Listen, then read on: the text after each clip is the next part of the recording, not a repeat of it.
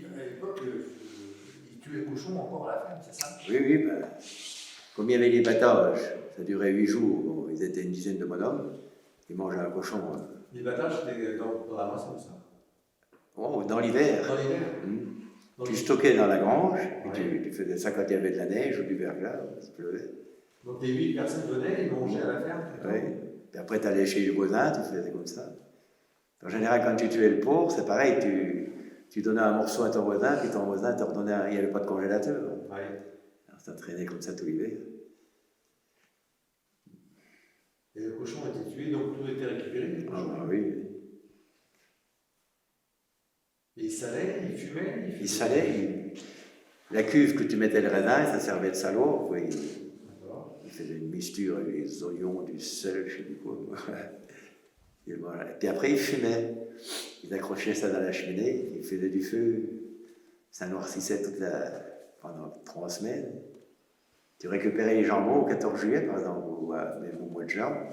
Quand tu faisais la fenaison, tu sortais le jambon, et puis tous les gens mangeaient leur jambon. Ça, moi, je me souviens bien de ça. Il était cru, bien épais, bien rouge. Il n'y avait pas de phosphate? Non, rien.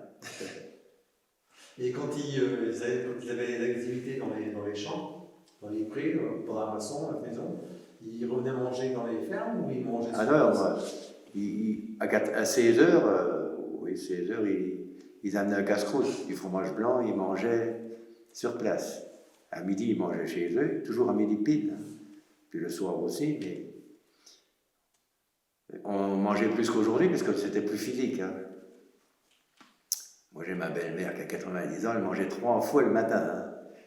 Elle se levait à 5 heures, elle déjeunait après avoir fauché avec son père, parce que c'était une fille, et puis 3 fois le matin qu'elle mangeait.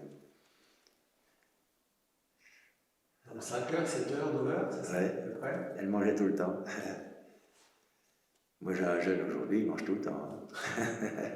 Et puis il est sec comme on pousse. Hein. Ouais. C'est sûr, comme tu te dépenses, il faut que tu consommes. Hein. Oui, les muscles, il leur faut oui. C'est un moteur, donc si tu ne donnes pas du carburant pour fonctionner, ça ne marche pas. Hein. Tandis qu'aujourd'hui, sur un tracteur, tu manges moins. Hein. Les gens mangent beaucoup moins maintenant. Ouais. Bon. Tu regardes des menus dans le temps, hein. Les menus de communion, il y a au moins 7-8 plats. Hein. Aujourd'hui. Ils mangeaient quoi dans les menus de communion? Oui, ils mangeaient 3-4 sortes de viande, ils mangeaient tout, les légumes. Tu n'as jamais regardé avec ça en bas les menus? Non. Bon, alors, ils étaient chargés. Hein. Et sinon, le repas traditionnel dans les fermes, c'était quoi? De la soupe, ou un bout de cochon, ou bien un bout de bœuf. Mais ils mangeaient pas. Ils mangeaient beaucoup de pommes de terre aussi. Hein. Ils buvaient du lait et des pommes de terre. Un peu de vin aussi, beaucoup. Mais... Ils avaient l'impression qu'en buvant du vin, ça leur donnait de la force, mais pas toujours. Hein. Ouais. Et ils faisaient tu parles de fromage blanc, mais ils le faisaient à la ferme ou c'était... Ah oui, ils le faisaient à la ferme. Le style de vie à l'époque, il était... Oh, mais c'était, disons, c'était la courtoisie, hein, disons, chacun vivait un petit peu, disons, de voisinage. Par exemple, là, avant que n'existe la télévision, eh bien, les gens se retrouvaient, il y avait, devant chaque habitation, il y avait donc des bancs qui étaient posés, là, et qui servaient à se rencontrer tous les soirs. Chacun discutait un petit peu de la vie, de la vie qui se passait dans le moment-là, quoi. Parce que de ce temps-là, les enfants allaient avec leurs parents dans les champs. Et on se retrouvait à 4 heures d'après-midi pour un goûter. On goûtait. Et avec les produits que chacun apportait. Un peu de vin, un petit peu. Mais on vivait chichement. Mais on vivait en famille. Parce que les enfants d'une famille, même s'il y avait si le gosse avait fait un petit peu, petite entorse, Une petite dérive. une petite dérive, ben, il y en avait toujours un parent qui rectifiait la position. Mais enfin, c'est plus valable aujourd'hui.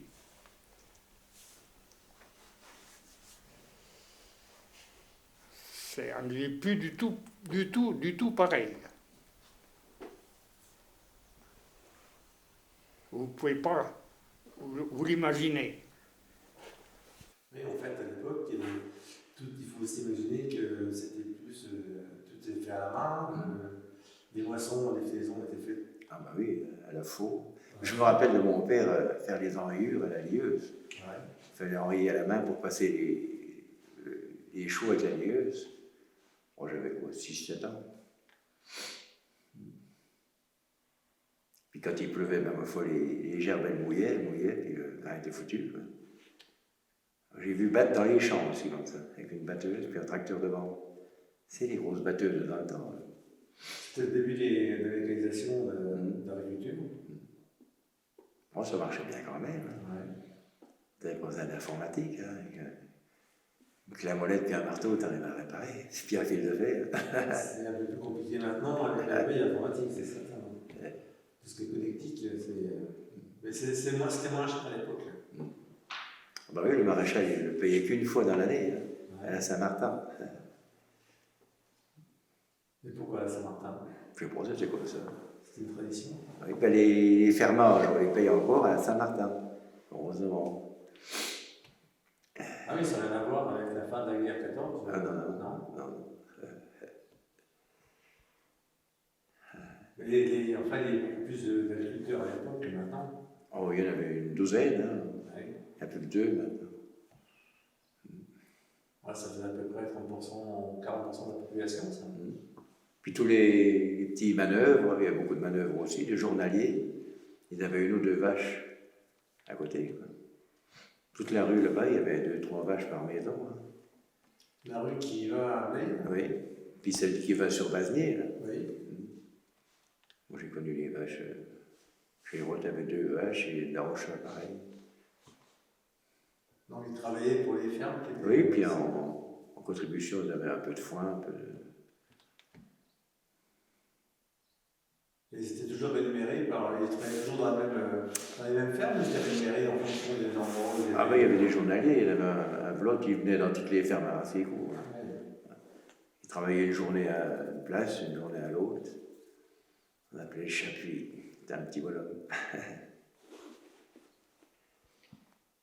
En général, c'était des gars de l'assistance aussi. Hein. Et vous faisiez quoi quand vous étiez petit et que vous viviez ici?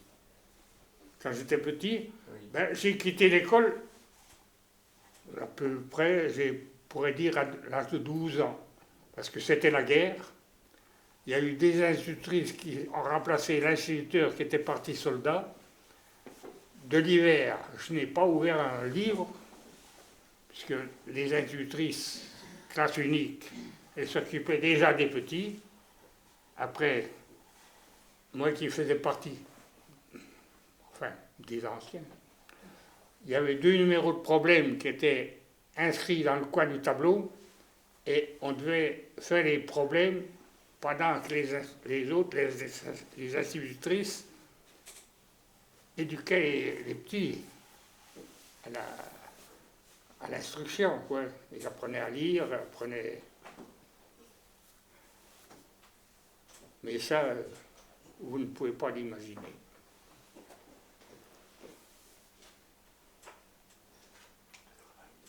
Et vous travaillez enfin, vous avez travaillé Non, je m'occupais, moi. Je ne peux pas dire que je travaillais parce que je n'étais pas payé. De ce temps-là, j'ai fait le bûcheron. C'était bûcheron. Pas avec la tronçonneuse. avec la hache. L'âche, le passe-partout, la serpe. C'était à peu près les principaux outils pour tomber des arbres d'une certaine grosseur, quoi.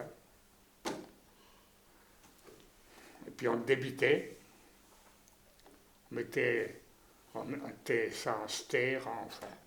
Et c'était partagé pour la commune, des habitants, pour leur chauffage ou pour les besoins du moment. Tu pourrais nous relater ce qu'était une journée de fenaison, à partir du moment où le groupe le foin, jusqu'à temps qu'il soit rentré dans les greniers, comment était le mode opératoire pour faire toute cette activité? Avec les chauds déjà plus, parce que j'ai connu avec les chauds. Oui. Il se levait à 4 h du matin, il fauchait jusqu'à 8 h à peu près. Et pourquoi 4 h du matin? Parce qu'il y avait de la rosée. Ça fauchait mieux par la rosée. Après, il fanait, il raclait le cheval après la faneuse. C'était des fourches qui faisaient une semi-rotation comme ça. Après, il recommençait le lendemain à refaner. Puis quand il faisait beau, ben, il fanait soit avec le cheval ou à la main. Il retournait tout à la main, au râteau. Après, ils endainaient soit avec une ramasseuse, qu'on appelait ça. Tu avais une pédale, tu appuyais sur la pédale, les dents montaient, tu redescendais, elle redescendait, puis tu faisais un boudin. Puis une fois qu'elle était sec, ben, tu chargeais en vrac avec des grosses fourches. Alors ça, pour charger en vrac, bon, ben, t'en prenais autant sur la tête, la fleur de foin. Puis tu faisais ton chariot, il fallait prendre des grosses brassées, puis les ranger 2 de chaque côté, et puis une au milieu, tout le temps comme ça. Ça faisait des gros chariots bien bombés. Après, ils mettaient une perche au-dessus, avec une corde devant, puis une corde derrière, puis ils tournaient ils appelaient ça un tuyau. Et puis ça enroulait la corde, et puis ça serrait le chargement, puis ils rentraient avec ça. Puis pour décharger, ben, il fallait 3-4 personnes aussi, ils reprenaient toutes les brassées. Puis ainsi de suite. Bon, la fenaison, elle durait 3 semaines, en même temps. Commençait pas trop tôt, terminait vers le 14 juillet. Donc ça, c'était pour le fourrage du bétail en hiver. Donc au 14 juillet, c'est fini, et là, quelle est les moissons? Après, c'était la moisson. La moisson, elle commençait au 15 août, à peu près. Alors, il faisait des enrayures à la main aussi. L'enrayure, c'est faire un sillon dans le champ? Dans le champ, voilà, pour ne pas broyer le blé en marchant dedans. Ouais. Après, il y avait une lieuse qui passait, qu'on appelait ça. Elle coupait, elle faisait en gerbe à l'époque. Donc les gerbes, c'est un amas de blé avec une ficelle autour. Okay. Puis on appelait ça, on faisait des trésors. On en mettait une au milieu, puis 4-5 de chaque côté. Puis tous les 10 mètres, on faisait comme ça. On attendait que ça sèche au moins 8-10 jours, puis après on rechargeait ça. Puis on déchargeait ça comme il faut. Puis il battait l'hiver. Donc quand tu déchargeais comme il faut, ça veut dire qu'il le mettait dans un endroit sec et empilait les uns sur les autres. Voilà. Et donc il le reprenait en hiver, ça se désagrégeait pas? Ah non, il prenait les gerbes comme ça, il les mettait sur la batteuse. La batteuse, c'était une machine pour récupérer le grain? Le grain, voilà, il fallait au moins 7-8 personnes à l'époque-là. Il y en avait un qui engrainait, c'est-à-dire qui coupait la ficelle et puis qui mettait dans la batteuse. Il y en avait un autre au sac qui récupérait le grain. Et puis devant la batteuse, il fallait récupérer et puis remettre en gerbe, mais sans le grain, pour faire de la paille. Puis remettre sur le grenier. Ça, j'ai vu faire ça. J'ai même fait, j'avais encore 13 ans quand on avait ça. On était plein de poussière, puis en général, ils se mettaient 2-3 fermes pour battre. Ça. Bon, ça durait 8 jours par ferme. Hein. Donc c'était des batteuses qui venaient dans les fermes ou c'était On avait la nôtre, nous, mais autrement, à Basnier, c'était M. Didelot qui faisait le tour du village, ou des villages, comme un entrepreneur, quoi. Il venait avec sa batteuse, puis il battait. Et quel était à peu près le rapport qu'il y a au niveau quantitatif, les rendements qu'il pouvait avoir À l'époque-là, sur 10 000 mètres carrés à peu près, pas sur un hectare? un hectare, quand ils avaient un blé à 30 quintaux, ils étaient contents. Aujourd'hui, bon, t'as 60, t'es le double, ou même un peu plus dans les bonnes terres. Ouais, un quintal, ça fait 100 kilos. Voilà, parce que je pense je pense pas qu'ils savent ce que c'est. Mais le blé, quand on récoltait la gerbe, le blé en gerbe, on récoltait la semence aussi, la semence d'herbe. Il n'y avait pas besoin d'arroser comme aujourd'hui de produits phyto, puisqu'on récoltait aussi bien le chardon, tout. C'est-à-dire qu'aujourd'hui, avec les maintenant ils ont changé. Hein. Il y a une quinzaine d'années, avec la moissonneuse batteuse, la semence, la mauvaise herbe repoussait derrière. D'où l'utilité du désherbant. D'accord. Autrefois, il n'y avait pas besoin, puisque en plus, tu récoltais ton blé une fois tous les 2 ans, hein, tu laissais reposer la terre. On faisait ça déjà chez. On les retournait au mois de juillet ou quand il faisait bien chaud. Comme ça, le chien dent était crevé. Le chien dent crevait en bande de charrue. Hein, tu mettais la racine, À l'air, ouais. D'accord. et c'était crevé. Et ce qu'on voit maintenant, je n'ai pas un souvenir de ça, mais quand ils moissonnent maintenant, la machine, 8 jours après, ça a repoussé. Oui. Alors que quand vous ramassez les gerbes, ça repoussait aussi comme ça? Ah non, non, puisque tu ramenais tout chez toi. Tu ramenais aussi bien le blé, on le faisait quand il n'était pas mûr. Oui. Il faisait 8 jours avant qu'il mûrisse à peu près. Ah, Donc il restait dans l'écorce. Ouais, donc contrairement à ça, maintenant où on fait passer les machines. Ah mais il faut se dépêcher tout de suite. Oui. Ah, ouais.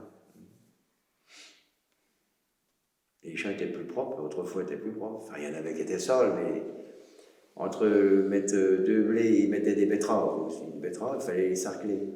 3 semaines avec du bêchoir, à 10 personnes pour faire un hectare. Hein. Sarcler, ça veut dire bêcher Voilà. les nerfs qui est autour des betteraves. Voilà. tu sais. Et le champ était propre pour ressemer du blé à l'automne. D'accord.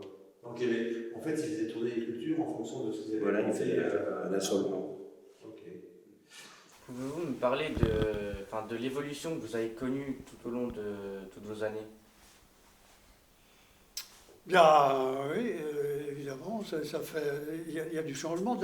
D'abord, on travaillait, tout était fait manuellement. Hein. On prend par exemple la question des moissons. Les moissons, elles se faisaient donc au ratelot, à la faucille déjà, et le ratelot. Ensuite est venue la javeleuse. La javeleuse, après la javeleuse, Il y a la on lieuse. avait la lieuse, et ensuite est venue la moissonneuse-batteuse. Alors évidemment, ça fait une évolution considérable, parce qu'aujourd'hui, bon, un jeune, ce qu'il voit, il voit le matériel presque, oui, il voit presque sortir de la machine les panneaux, et que dans le moment-là, il fallait faire tout manuellement. C'est ça. Moi, personnellement, j'ai faucillé du blé, faucillé du seigle, avec la faucille. Oui, alors en Les ce accords, les doigts. moment-là, disons, la moisson, elle se faisait comme ça. On se met du seigle. Avec le seigle, on prenait la paille, on faisait des liens. Les liens, ils étaient faits manuellement pour pouvoir mettre. Rassembler disons, les herbes, assembler disons les brins, toute la paille la paille, à faire à botteler. la moisson, de la javeleuse, parce qu'il y avait, sur la faucheuse, il y avait, bon, pour conduire les chevaux, et puis il y avait aussi un gars à côté avec un espèce de râteau, Un espèce de râteau, oui. et puis qui relevait le tablier qui était accroché à la barre, puis il faisait, alors tous les 10 mètres, tous les 15 mètres, tous les peut-être moins. Oui, ça dépend comme ça fournissait. Et quoi. puis, alors, les petits, aussitôt que ça avait marché, ben, on était occupés. Les petits, ils posaient des liens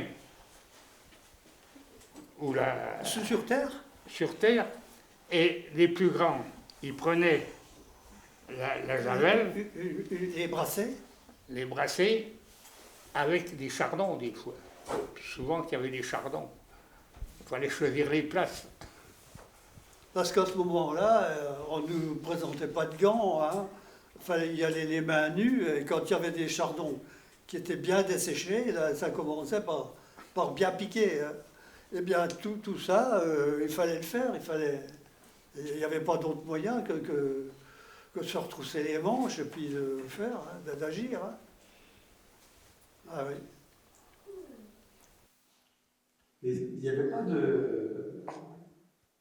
d'autres artisans que les Ah, il y avait un qui faisait des chaussures aussi.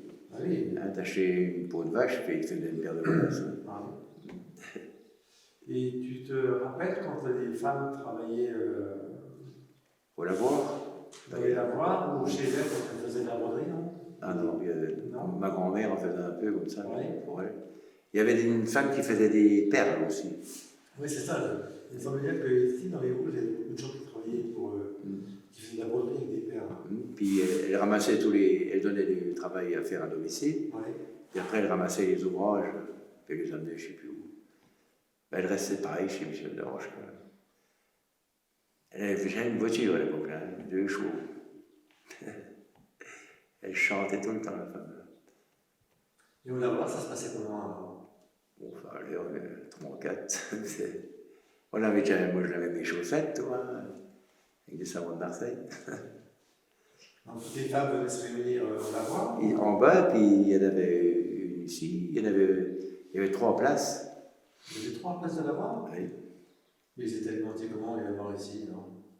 Ben, il y avait des auges au milieu, parce que tout a été démoli. Là. Près de l'arrêt de bus, c'est un ancien lavoir, ça. Il y avait des auges à l'intérieur, à l'extérieur. Et puis... Et l'alimentation se faisait pas par la gîte? Non, c'était une source qui était sur Bouzemont. Là. D'accord. Puis en 1976, on s'en est servi pour faire la concession à Fégo. D'accord. Puis après, ça n'a pas suffi, on s'est rattaché aux Ablevnettes. En fait, toutes les femmes du village se réunissaient en fonction du quartier pour aller Ouais, faire leur linge. elles se chamaillaient des fois, il y en avait, c'est la foutu à l'eau. Tac. Ah, là-bas. Et en hiver, ils faisaient comment quand c'était Ben, gelé? ça coule tout le temps, hein, quand l'eau est courante, ça ne gèle pas. Ouais. Il y avait des glaçons. T'as connu, toi, les femmes qui venaient faire leur linge? Ah bah oui, oui. J'en ai connu 3-4. Mais les lavoirs, ça servait également d'avoir pour le bétail, non? À l'extérieur, Pas pas à l'intérieur. non, jamais à l'intérieur. Non.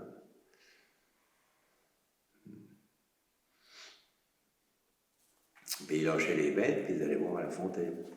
D'accord.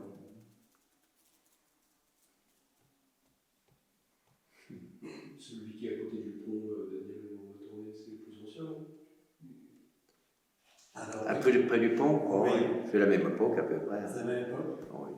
C'est les mêmes charpentes, tout. Hein. Et comment ça se fait que celui qui était près du pont était couvert? Ah ben celui-là aussi était couvert. Là, Hein. ils étaient tous couverts? Non, il y en a 2 qui n'étaient pas couverts. Alors, près de la cure, là, qu'il y en avait. Ouais. Ils ont mis une autre. Puis au milieu du village, là, qui coule. Là. On est passé devant tout à l'heure, devant la Oui. maison du docteur. Oui. Il n'a jamais été couvert, celui-là. D'accord. Mais ça n'a jamais été chauffé non plus, c'était au cadran. Ah bah oui, mon arrière-grand-mère est morte en faisant la lessive. Elle a chopé une correction. Ah oui, c'est au cadran. À l'époque, les températures n'étaient pas les mêmes qu'aujourd'hui. Elle Là. est morte à 40 ans. Ouais, parce que l'espérance de vie n'était pas ce qu'on connaît aujourd'hui aussi. Non. 40 ans, oui. 70 ans, c'était vieux à l'époque. Hein. Ah, alors même très vieux, oui.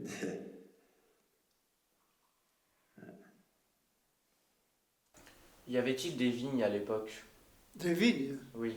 Oui, bah, tout le coteau, le coteau là, du vigno était fait, était, disons, planté en vigne. Même que au puits là-bas, les forêts, eh bien, tout était planté en vigne. Et puis, il y a eu le phylloxéra dans les années après la guerre, hein, Après la guerre 14. vers 14, 1920 par là, je vous dis. Oui. Parce que le village vivait sur lui-même. Il faisait son vin. Les cultivateurs, ils buvaient leur vin. Ils travaillaient et ils vivaient de leurs produits. Et ce rond-puits, pouvez-vous m'en parler plus en détail? Tu veux dire? Le rond-puits. Alors, le rond-puits, naturellement, ça a été fait, ça a été replanté en bois, ça a été reboisé. Hein. Mais autrement dit, oui, maintenant, il n'y a plus rien. Tout est anéanti. Hein. On y faisait quoi là-bas? Ben, c'était déjà, il y avait de la vigne. Il y avait de la vigne. Et ensuite, du fait qu'on plantait du bois, le voisin, il était obligé de replanter, disons, dans l'ensemble, quoi. Mais le rond-puits servait à quoi? Hein? Le rond-puits servait à quoi?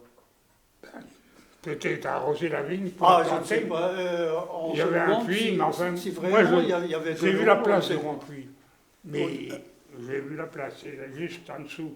Oui, il y a encore, Ouais. l'emplacement là. Ouais, Mais alors, on se demande si vraiment il y avait de l'eau. Ouais, je pense qu'il y avait de l'eau au fond. ouais. Mais enfin, j'ai jamais vu. J'ai jamais vu le fond.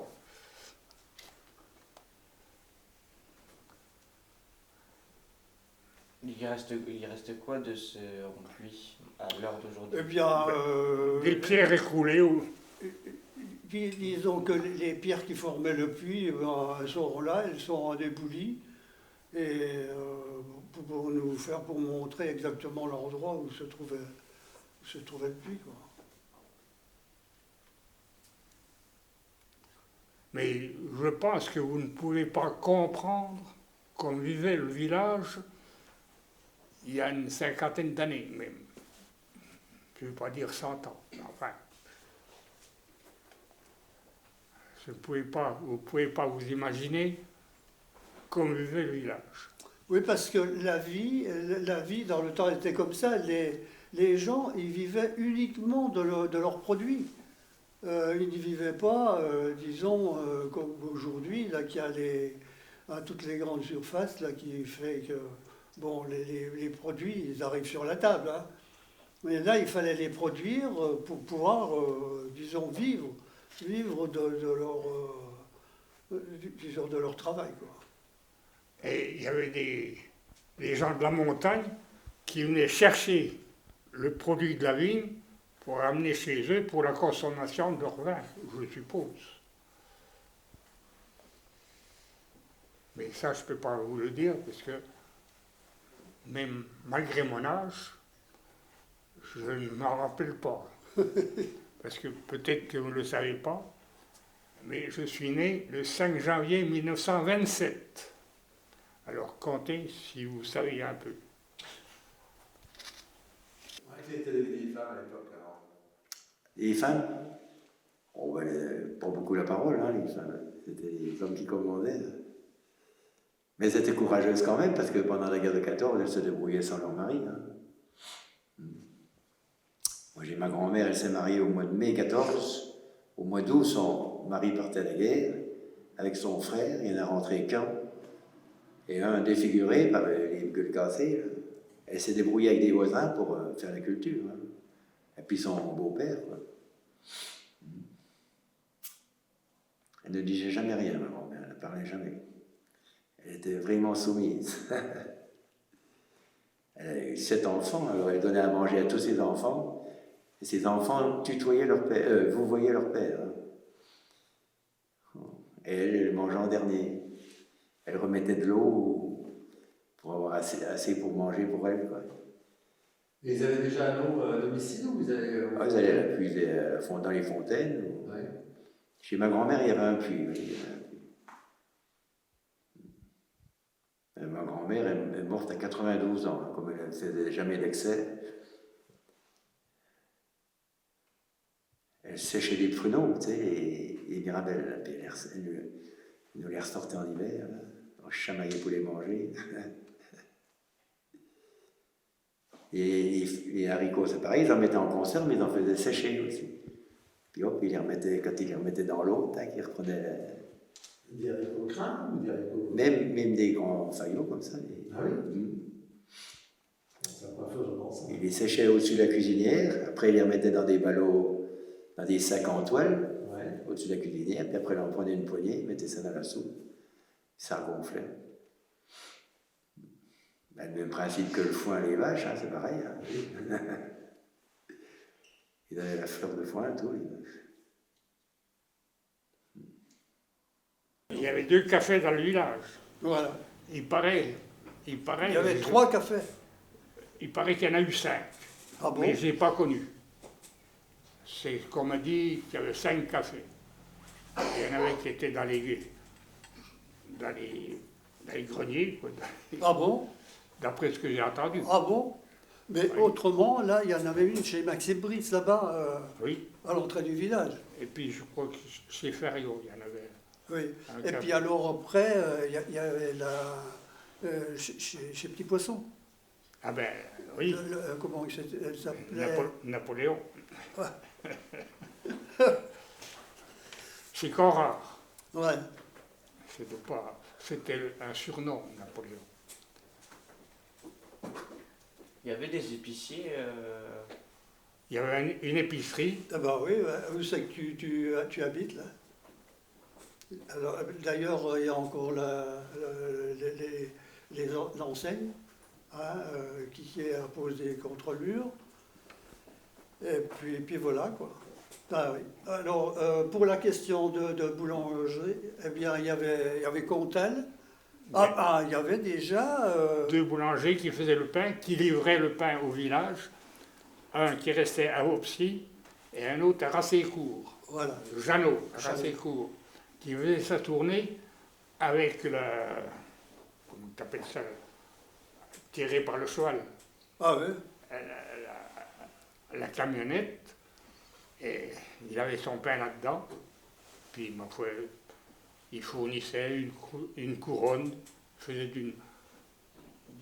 en couronne, C'était ou en surtout miche, les grosses couronnes de 4 livres. ou en miche. C'était... On vivait comme ça. Ah oui. C'était Et on mangeait de ce temps-là la soupe de lard. Du lundi au samedi, la soupe de lard. Aujourd'hui, on demanderait de manger la soupe de lard, ben, il y en a plusieurs assiettes qui rouleraient. Enfin, chaque mois à son époque. Et ça oui. Et quelle était l'activité du village à l'époque là? C'était que agricole aussi? Oh oui, beaucoup. Il y avait un menuisier, un maréchal ferrant, 2 bistrots, 2 épiceries, j'en ai connu une, moi.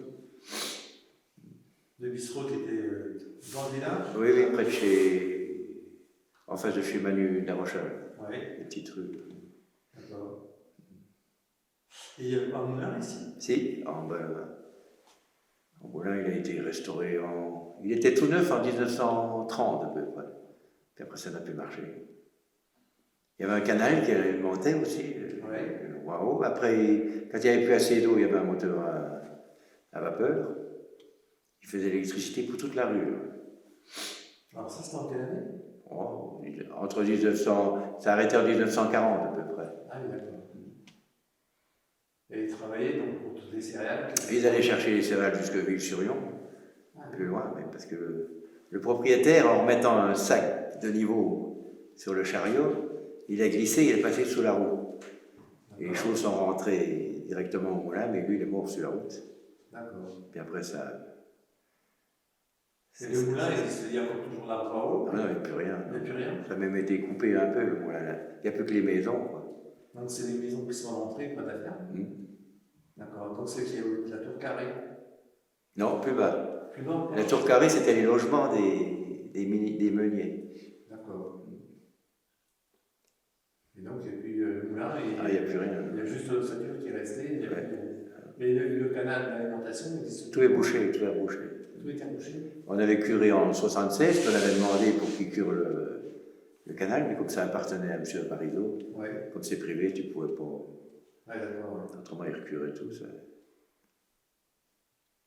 pouvait drainer la partie là, quoi. Ouais.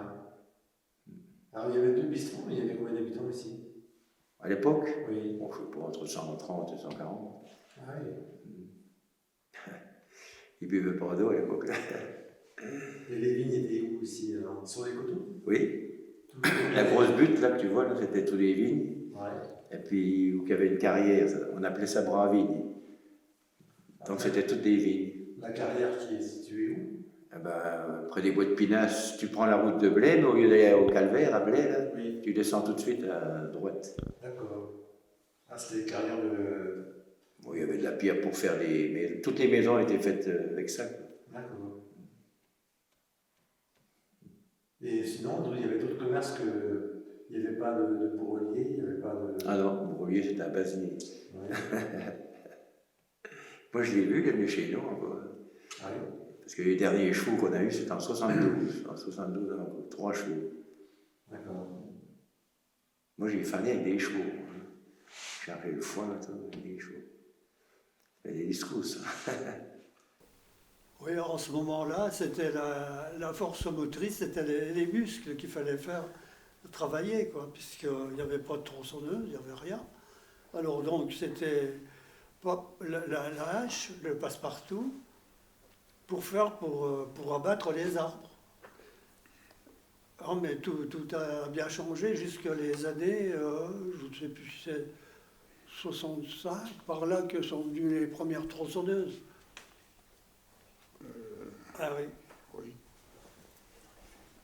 Et dans les fermes, vous travaillez comment? Oh, alors là, disons, la façon de travailler la terre, déjà, c'était des charrues qui étaient tirées par des chevaux, Des chevaux, des bœufs. ou des bœufs, ou même des vaches. Et puis, bon, après, bien sûr, sont venus les tracteurs, mais en ce moment-là, tout était fait avec l'aide des chevaux. Puis c'était Ah, oui. fait avec les bras. Avec les bras. Par exemple, la saison des foins, dans la prairie, eh bien, il y avait 30, 40 personnes qui se côtoyaient avec le petit râteau, la fourche et compagnie. Puis alors les chariots, ils étaient en bordage. Hein, c'était les roues à rayons, c'était pas des roues à pneus. Hein. Parce que de ce temps-là, les enfants, ils n'avaient pas l'âge de travailler, mais ils savaient travailler. Aujourd'hui, ils ont l'âge, mais ils ne savent pas travailler. Vrai ou faux? Ah oui, oui, dès l'âge de 9 ans, eh bien, il fallait aider les parents. Les parents, ils étaient accablés par le travail. Donc, les jeunes, ils étaient obligés de subvenir. Hein. Du coup, il y avait les genres de métiers, il y en avait beaucoup. Les sortes de métiers. Oui, les sortes de métiers. Oh, ben alors là, ici, on était bien fournis disons, Il fallait aller biner les betteraves, il fallait biner, piocher l'herbe qui poussait là, parce qu'il n'y avait pas de désherbant de ce temps-là. Le désherbant, c'était la binette. Aujourd'hui, on traite, maltraite. Vrai ou faux? ah, oui, ah, oui, ah, oui.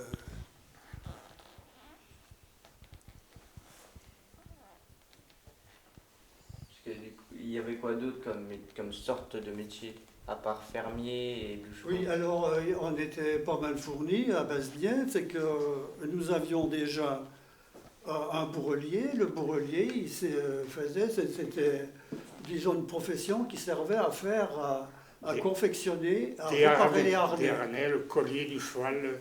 Les harnais, hein, principalement pour ce qui était du trait, hein, pour adapter sur les chevaux et tout ça, quoi, sur la traction animale, quoi. Et puis alors, nous avions donc aussi la forge qui servait pour faire les chevaux. Ensuite, nous avions le charron chez monsieur disons Mathieu, hein, Lucien Mathieu. Et puis alors après, chez Eugène Génaud, nous avions la menuiserie. Et puis alors, bon, il y avait le café Brice aussi. Et les épiceries ici, alors, elles dépendaient de quoi? Parce qu'en fait, les gens... On allait acheter des carambars, des bonbons. Des bonbons à 1 centime. Hein, 1 centime. Ouais. Des cahiers d'école aussi, 90 centimes, un cahier de bouillon, avec les tables de multiplication de l'autre côté. Qu'est-ce que le vendait au courant? Chez Jeannot, il vendait du miel, il faisait beaucoup de miel. Hein. Il faisait 1 tonne de miel par an. Hein. Et ces épiceries étaient qu'épicerie ou ils avaient une double activité? Ah ben lui, il faisait du miel, puis il tenait le bistrot, puis il avait encore des vaches, hein, puis il faisait le pain aussi. Hein. Il était boulanger, après Jeannot en même temps. Alors, en fait, il était épicier, mais il avait 4 métiers, quoi. Et celui d'avant, il faisait encore le boucher, il tue encore les cochons. Oui. Il y a encore la ferraille qui est dedans, là, qui pendait le cochon après. En fait, les gens vivaient ils étaient tout à fait autonomes de ce qu'ils Ils produisaient, oui, ce qu'ils en produisaient. faisaient. Ils recyclaient, ils recyclaient, ils transformaient, tout. Oui, puis ils vendaient leur surplus, quoi. Ouais. Donc en fait, ils n'avaient pas besoin d'énormément d'argent. Non. Ils avaient besoin que quand ils achetaient des terres ou du matériel. Quand ils achetaient des terres, bon, bah, à la fin, ils faisaient des prêts, ou bien ils serraient la ceinture, quoi. À l'époque, les prêts, il n'y avait pas les banques et la marque. Si. À la fin, après la guerre de 14, il y avait déjà ils pouvaient faire des prêts. Hein. Ouais. Mon grand-père faisait déjà des prêts à l'époque.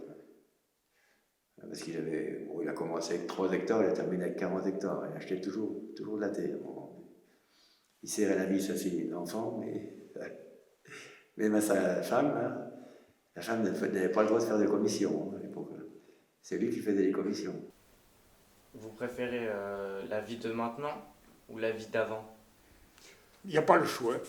Non, il y a Chaque époque. une chose, c'est que les gens, ils étaient plus faits, ils étaient plus familiers, ils étaient moins individualisés, et tout ça, la vie, elle a changé complètement. Depuis que nous avons à portée de main la télévision, eh bien, ça a fait que chacun était venu à rester chez lui, quoi. Et qu'avant, eh bien, ils se retrouvaient sur leur banc, là, qui était devant leur maison, à discuter avec les voisins, là, et disons, profiter de la fraîcheur des soirées. Hein. Les personnes âgées, enfin des femmes, elles avaient sur le bord de la route, sur le bord du ruisseau, là, et puis elles travaillaient, elles raccommodaient, parce qu'on ne jetait rien de cette époque-là. On raccommodait les pantalons, les chemises, les tabliers. Alors c'était les personnes au Coirrouille, il y avait des Coirrouilles.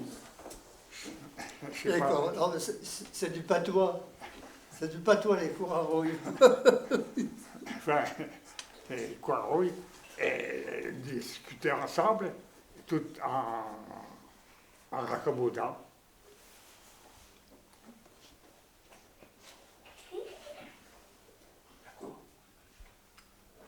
Maintenant, on ne raccommode plus. Oh, il y a longtemps que j'ai vu, allez. On balance ça.